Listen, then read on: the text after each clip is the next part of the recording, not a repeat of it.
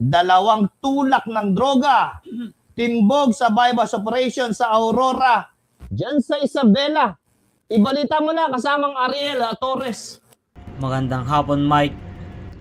Dalawang tulak ng droga timbog sa bypass operation sa Aurora, Isabela. Ayon sa ulat ng PNP Isabela, dalawang individual ng tulak ng droga ang naaresto ng kapulisan sa isinagawang anti-illegal drug operation matapos makumpiskahan ng hinihinalang shabu itong madaling araw, Enero 24, 2026 ng bypass road sa Barangay Santa Rita, Isabela.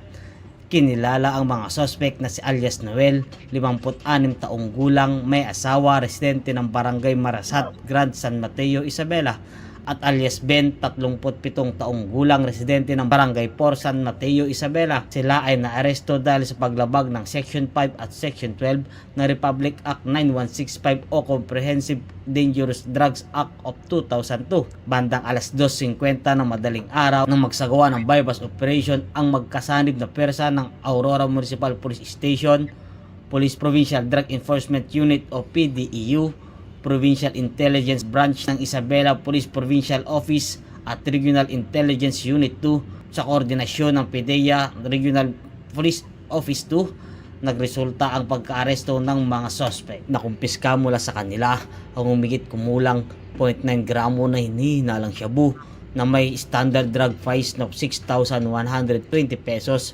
kasama ang 3 piraso ng 1,000 peso bill at 2 piraso naman ng 100 pesos bilang bypass operation money, isang head shield plastic transparent sachet na naglalaman ng pinaghihinalang shabu, 2 unit ng circular phone, isang lighter, isang improvised glass toter, 10 piraso ng barya, isang 50 pesos bill, isang relo na may plastic bracelet at isang puting Nissan Navara pickup. Samantala, binigyan diin ni Acting Provincial Director ng Isabela Police Provincial Office na si Acting Provincial Colonel Manuel B. Bringas na ang kampanya laban sa illegal na droga ay nananatiling mahigpit. Ang illegal na droga ay sumisira sa pamilya at kinabukasan ng kabataan. Hindi namin hahayaan patuloy itong magasik ng takot at krimen sa ating komunidad, pahayag ni Police Colonel Manuel B. Bringas. Mula sa impilan ng Margo TV Broadcasting Network, nagbabalita sa programang Reforma ng Bayan, Ariel Torres, correspondent. Maraming salamat po ang ating correspondent si Ariel Torres. Tol, maraming salamat, ba?